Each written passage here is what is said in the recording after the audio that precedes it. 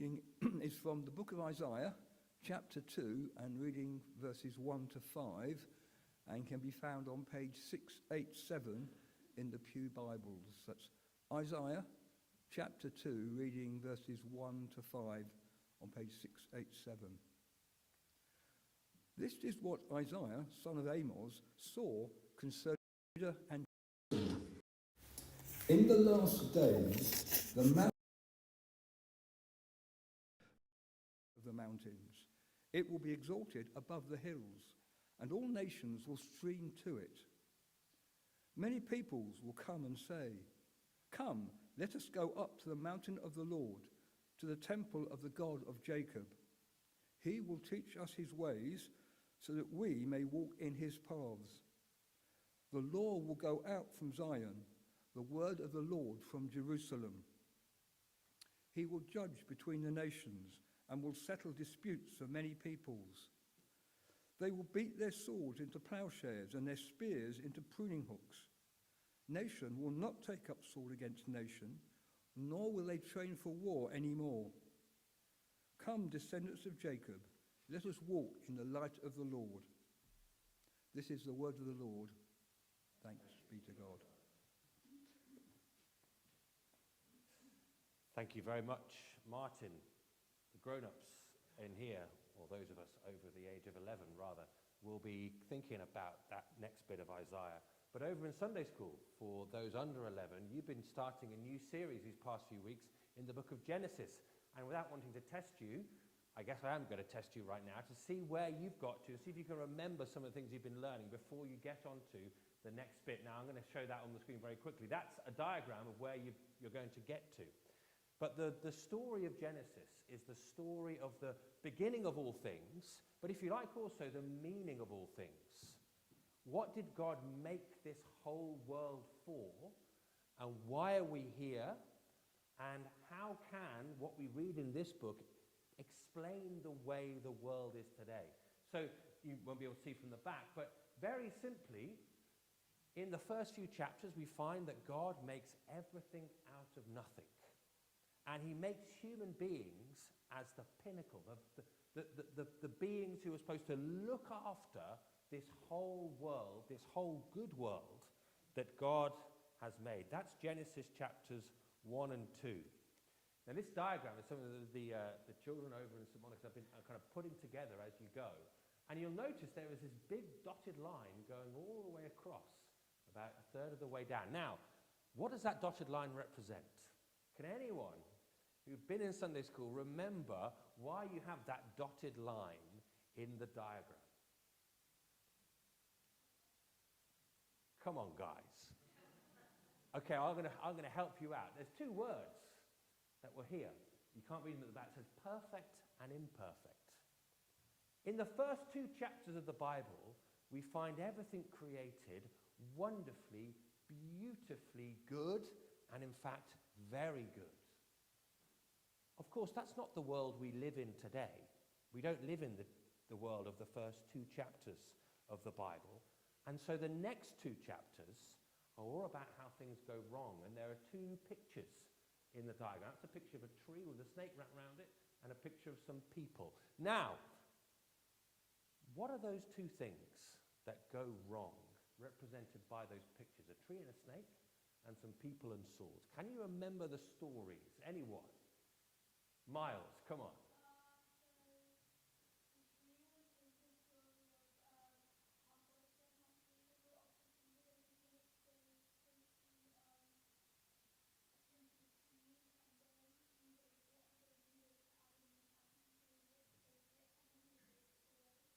Excellent, excellent detail. You've given us fantastic.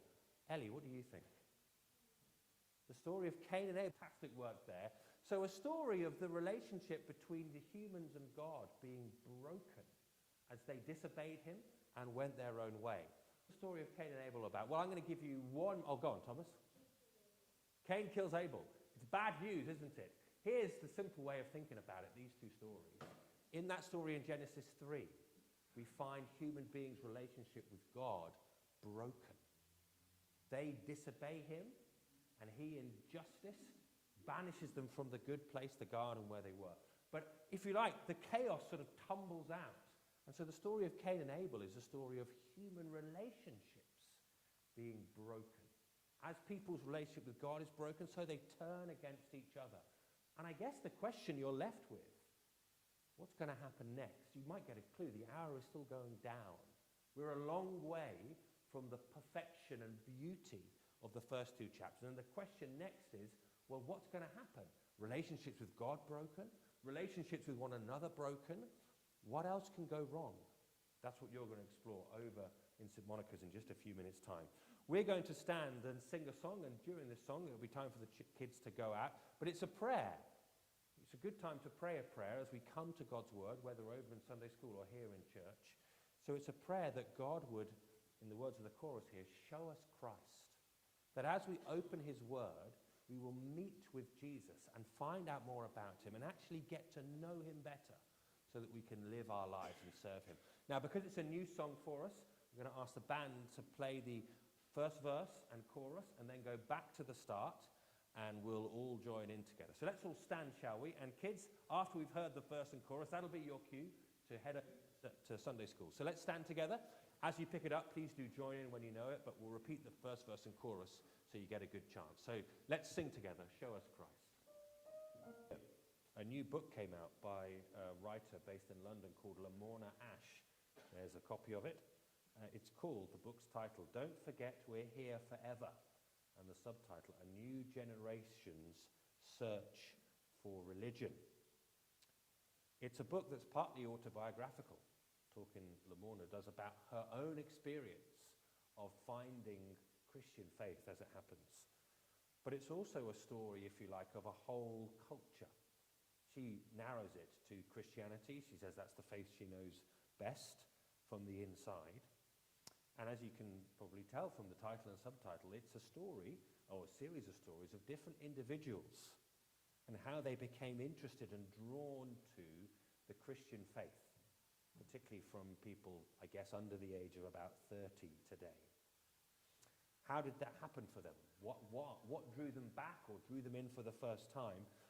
And why are they coming back? I certainly grew up in a time when the sort of the narrative in the culture was Christianity and religion generally is fading out, the dial's turning down, and the future is going to be, if you like, secular and non-religious, and anyone who's got any intelligence is obviously not going to be a religious person in the next 20, 30 years. And books like this tell a very different story. I think the heart of the book, or the heart of the argument of the book, is summarized in this quote here. This is Ash writing towards the start about what's going to come in the rest of the book. Every present-day conversion story recounted to me over the last few years had its own unique coordinates, but they also had a shared underscore, the roar of our communal wanting for our lives not to be meaningless, for our future and the earth's future not to be wholly doomed. Now, as it was in the time of the Gospels, each of us is engaged in an attempt to survive our lives, to make it through without our pain and malaise overcoming us conclusively. I wonder what you think of a quote like that. It's extraordinary, I think, that someone writing and speaking to people who live in the most affluent culture that I think has ever existed, the 21st century West, can look around and see so much pain and malaise. In one sense, there's something almost embarrassing, maybe, about that claim, that we today have the same sort of problems as people in the Gospels had. People in the Gospels did not have penicillin. They didn't have they didn't have running water, a sewerage system. And yet there's something about, at least, I think when you read the book and get into the stories of different individuals, there is something, at least how people feel today, that despite living in the most affluent, one of the most affluent cultures that ever existed, we can't seem to live lives of meaning and joy and purpose and hope. We are finding the kind of the edges fraying, And that idea that we can just live in a safe and happy and secular, non-religious world, that simply hasn't happened for, I guess, the generation below me. And so people are turning back towards the old ways. People are also turning, obviously, towards politics. And in the wake of the local elections this week, you can't help but see that some of that sense of meaninglessness and malaise and pain has been channeled into different political solutions, and different in the sense of not just from each other, but different from what's gone before.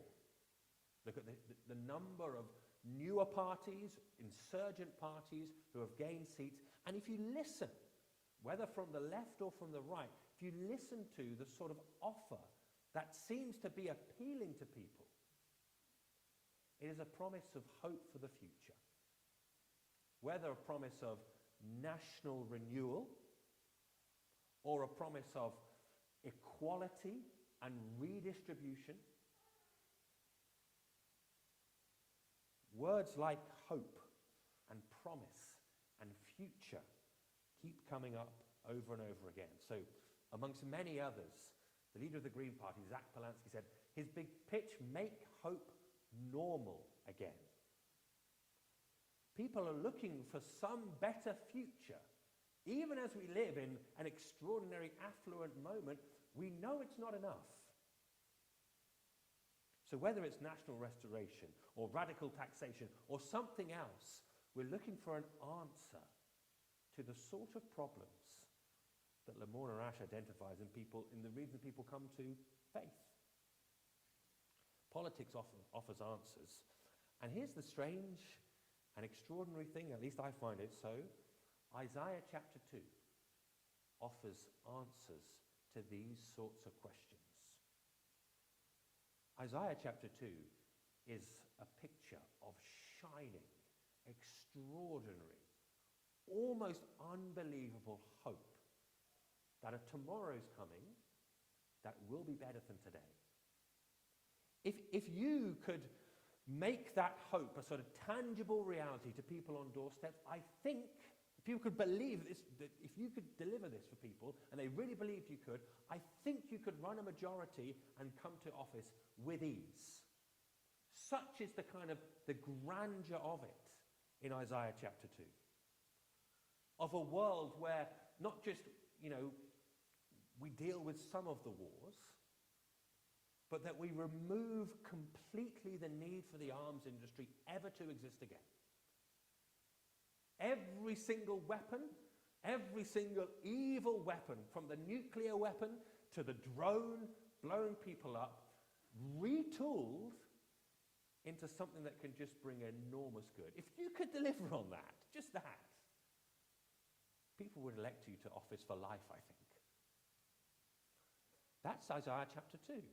And it's speaking directly to that sense of hopelessness, which whether politicians or social commentators see operating today. But this is really hard, I think, to make sense of if you've been sort of following along the book of Isaiah so far. You might remember it was 2 weeks ago we got into chapter 1. Chapter 1 tells you that the first thing to think about is the depth of your problem internally. And it's a strange thing to say because this map we saw 2 weeks ago, the situation that this people that Isaiah the prophet is speaking to here is one of great national uncertainty and fragmentation. And the parallels with today, they are, as I've thought about them, almost kind of uncanny, disturbing. A once great nation that had great influence, fraying and breaking up as different parts seek their own identity. So Isaiah is just talking to that little bit at the bottom, Judah, once part of a much greater whole, but now going it alone. So internal divisions, and then external forces threatening, great powers doing their thing. The big power was Assyria. Assyria is growing in power, it's flexing its muscles. And so the question that Isaiah and the people of Judah have is, do we ally with them, seek some kind of, dare I say it, special relationship? Or do we go it alone and forge our own group of alliances to stand against Assyria. These are all enormous geopolitical issues. But you remember Isaiah chapter 1, if you were here, Isaiah ignores all of them after the first verse, and he talks about what's wrong with the hearts of the people. And he talks about how it is that God will be working in the midst of the big stuff of history to change people's hearts at the little, the granular level. He doesn't talk about whether Judah should forge an alliance with Israel, or with Assyria, or with Aram, or with Egypt. He says, you've got a problem deep within your own heart. If you were here last week, I shared, 2 weeks ago, I shared a quote from former US Senator Ben Sasse, who's in the midst of a really serious battle with cancer. He's got stage 4 pancreatic cancer. But talking about that experience, this is what he said. I don't know what the weaving together of the tapestry of full redemption should look like. But I know going through the period of suffering that I'm going through is a benefit. Because it is a winnowing, I'm filled with dross. And this suffering is not salvific, but it's sanctifying. And I'm grateful for it. And as hard as it is to consider that, and that's an extraordinary challenging quotation from someone going through something I can't begin to understand. You see what he's saying, and I think it's kind of the message of Isaiah 1. Yes, there's big stuff going on in the world. Scary things happening out there and in here, in our nation, in our lives, in our families. But there is a God who in the midst of it all has a purpose for you to change you into the person he wants you to be. And so the question is, why do we have this chapter 2 here? Because it seems like in chapter 2, Isaiah goes again to the big scale, to the grand story. And I think this is deliberate, and it will help us as we understand it to make sense of how we understand the world and our place in it in an Isaiah kind of way. Because this is the big story of chapter 2. You remember, Ben Sasse says, I don't know the big tapestry that God is weaving. Isaiah 2 says God is weaving the tapestry of full redemption. Like I said, those visions of hope that you hear from politicians to try and get you to elect them, Isaiah 2 is right in line with that. And, our eyes might slightly glaze over, and we might struggle to kind of make any sense of this. But Isaiah himself says he had a vision of a future, like I say, is beyond all imagining beautiful, healing the whole world and every part of it. And that's why in chapter 2, the pictures of the whole world streaming towards Jerusalem, to Israel. Now it's being used as a picture here, because we know that in just a few short years, Jerusalem's going to be going to exile. It's going to be smashed and crushed. And yet, right in the midst of that darkness and loss, there is a sort of a glimmer of light that God is going to bring something beautiful out of that tragedy. And it is extraordinary. Every conflict ended, and every weapon turned to good. We haven't seen anything like this. I was thinking, where have we got close to this kind of turning around? I think if you went to the Truth and Reconciliation Commission in South Africa at the end of apartheid, you saw something which was close to the wrongs of the past being healed and put right. But you don't have to look far. If you know South Africa, you probably know that the inequality of the nation, it wasn't dealt with once and for all.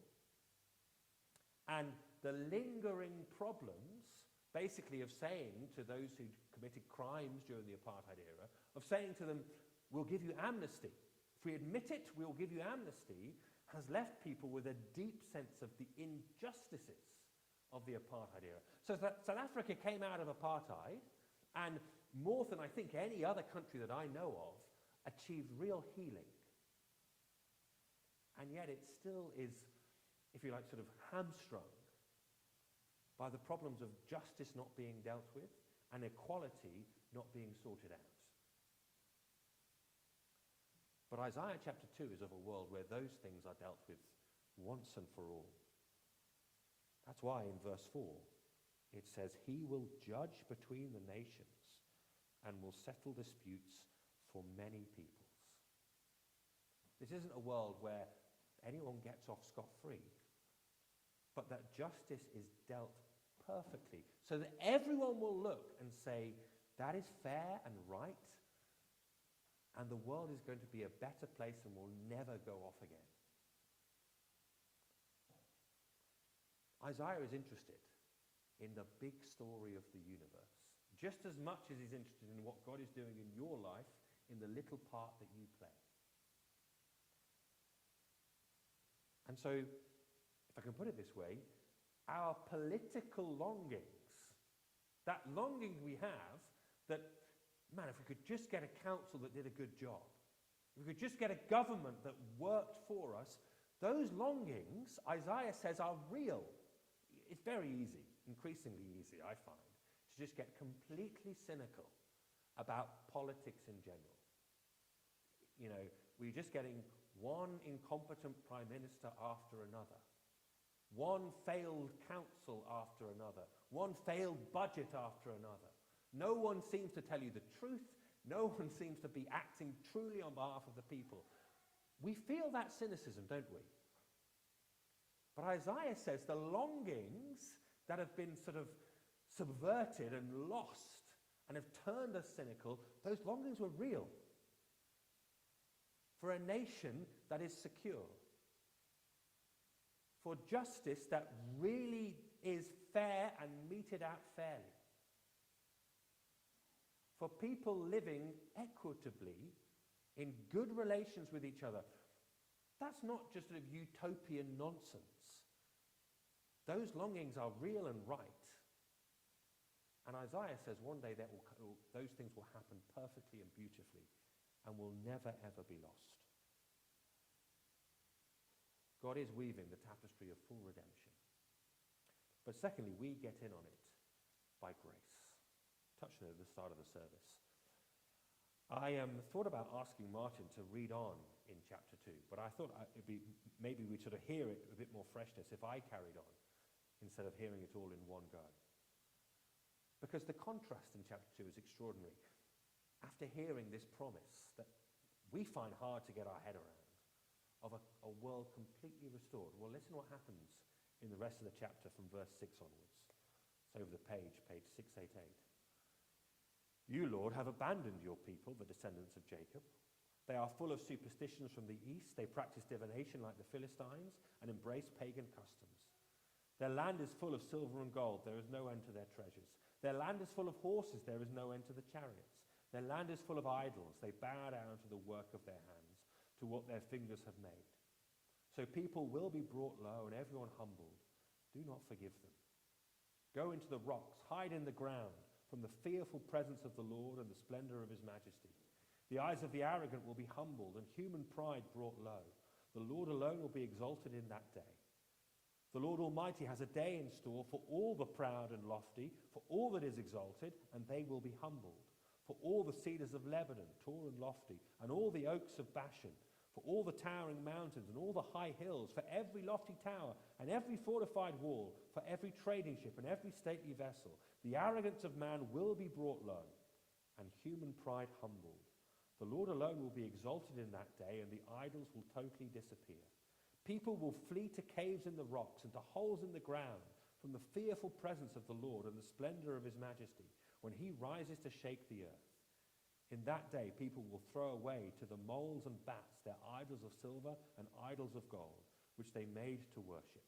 They will flee to caverns in the rocks and to the overhanging crags, from the fearful presence of the Lord and the splendor of his majesty, when he rises to shake the earth. Stop trusting in mere humans who have but a breath in their nostrils. Why hold them in esteem? The contrast couldn't be clearer, could it? The Lord's going to raise up his mountain and at the same time bring low every mountain raised by human pride.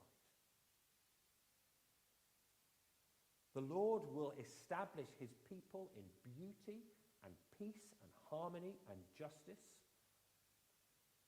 And everywhere else, if we have pursued idols, pursued our own ends, the pride and arrogance of human beings, the day is coming at the same time as the mountain of the Lord raised up, where those things will be crushed. Isaiah doesn't hold back in pushing the glory of the future at the same time as the darkness of a future without God. And I think the way to begin to put all this together, and it's hard, and that's why we have the whole book of Isaiah. We're supposed to kind of let these things sit and disturb us.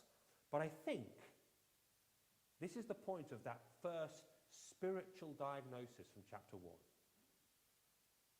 Because until you have created in you the humility that this is all only God's work, and all only a work in my heart, that I have stuff in my life that needs to change, that I have a deep darkness within that God needs to deal with. In other words, that I only get in on this by grace.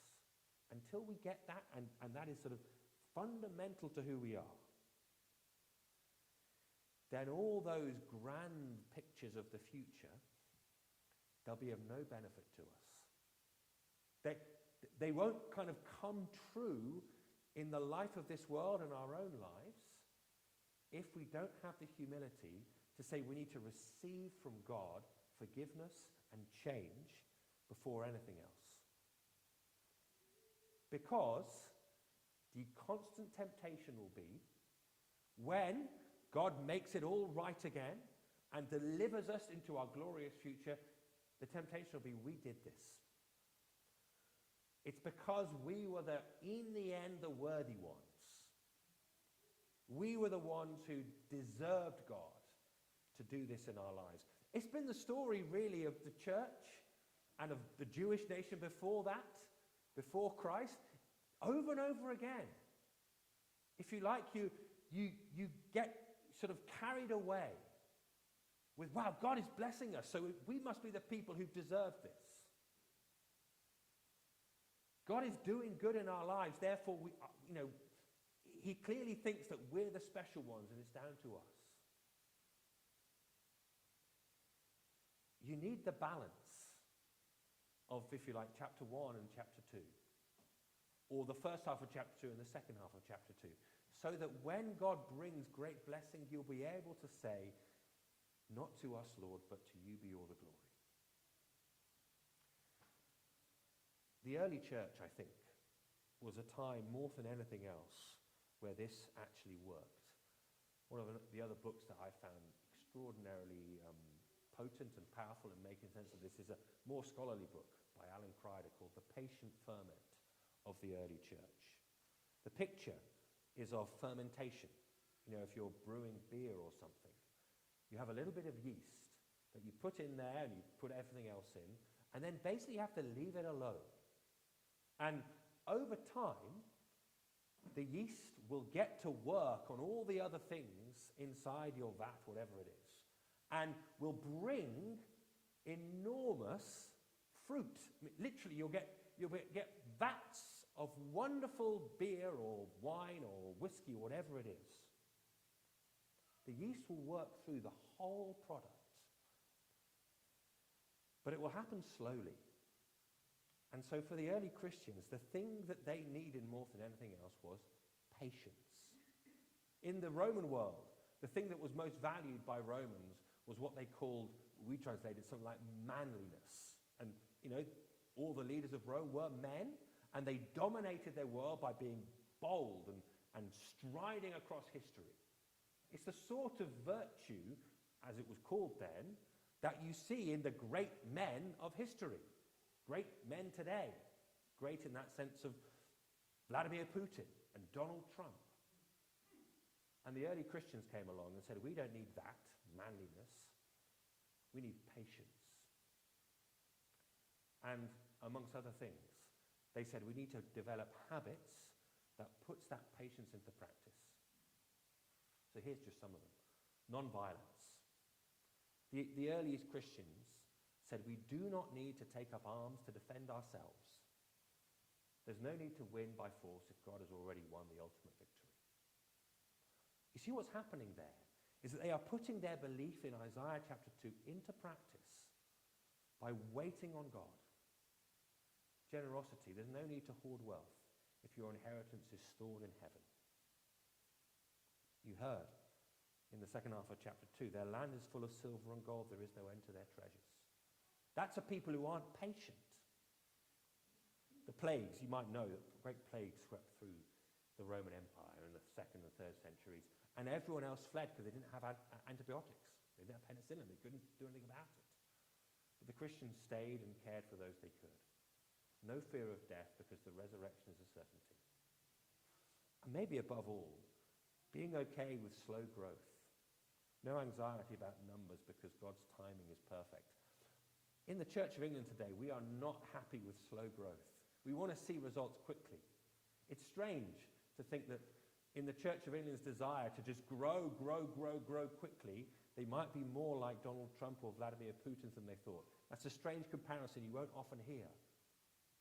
But the patient ferment of the earliest Christians is a patient ferment that comes from believing the message of Isaiah chapter 2. Our habits are grounded in the big story of hope.